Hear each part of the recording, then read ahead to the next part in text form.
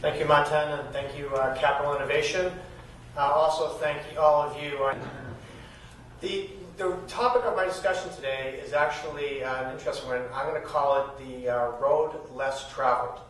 And the road less traveled refers to doing something that other people don't do normally and doing something that's contrarian.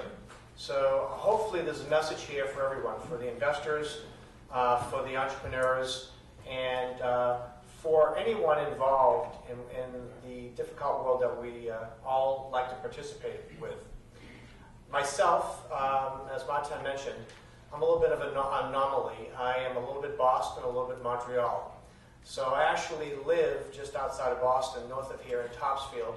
And for the last 7 years, I've been commuting to Montreal, working in the Rho Canada office. So every Monday morning at 6 o'clock, you'll see me at the Air Canada, very tiny little Air Canada location in Terminal B.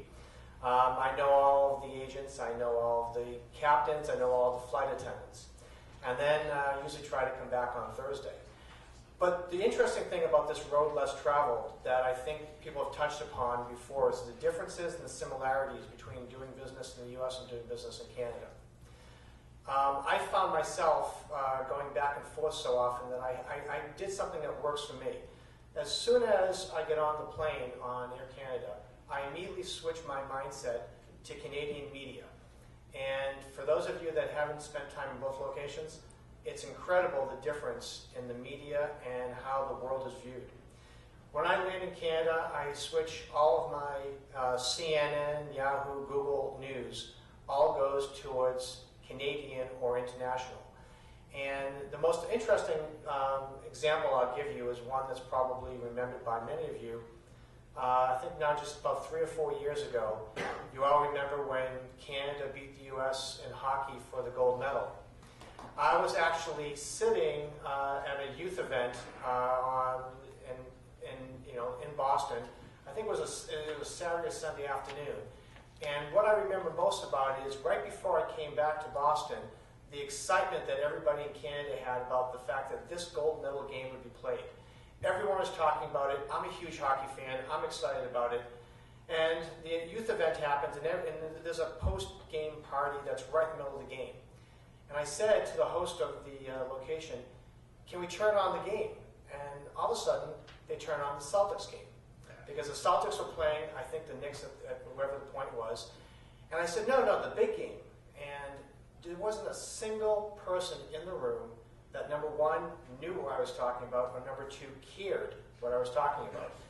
And the irony was that this was such a big event for the rest of the world, but not for the U.S.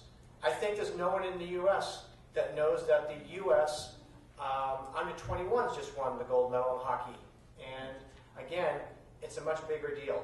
So when I talk about the differences, I think that whether it be Canadians doing business in Boston or Bostonians doing business in Canada, there really is a subtle difference. And I know that there was topics this morning talking about what the differences are, but I think we all have to understand what the differences are and also understand how to sell internationally.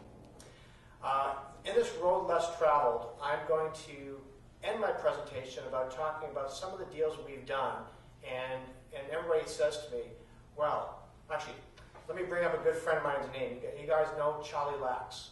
So Charlie Lax is a man and a legend, and Charlie and I have known each other for many, many years. Charlie would stand here today, and in fact, since he's not here, he told me I could actually say this, that if you want to build a company in Canada, he'll put money in if you move it to Boston. And if you don't move to Boston, he won't put money in. So that's Charlie's comment. So what I want to do is I want to tell you that there is no one answer. I look at some of the breakout companies that we've invested in Montreal, and they fall into two categories. Charlie's category, and I'll call it the homegrown category. And if you take a look at the success in some of these companies, let's talk about Beyond the Rack. There are many investors here that have invested in Beyond the Rack. Beyond the Rack is a flash sale site that is now clearly #1 in Canada, and I think it's number 3 and 4 in the United States, doing well over $100 million in revenue. And unlike others that are losing money, they're very close to profitability.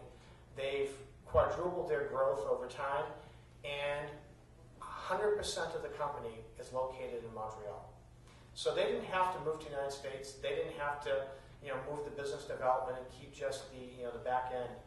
What they did do recently is open up a distribution center in Las Vegas, and that's just for speed of goods. So that's one example. A second example is an Ethernet backhaul company by the name of Exedian. Exedian has 100% of their sales force, except for regional sales managers, in Montreal. They're number one in Ethernet backhaul. They've grown their revenue significantly. They're profitable, and they've built up a sizable business in Montreal without having to locate all of their business or headquarters to Boston. There are other examples that fall into a different category. There is Keaton Rowe, one of our newest investments. The BizDev team is an e-commerce site. They're in New York. All of the R&D is in Montreal. And we've had other investments that straddle both coasts. So I think that the discussion point that Charlie would bring up, that he'd talk about year after year, I don't think that's the example anymore. I think the example is more of what's the network, what's the infrastructure, and how you actually can create your own business.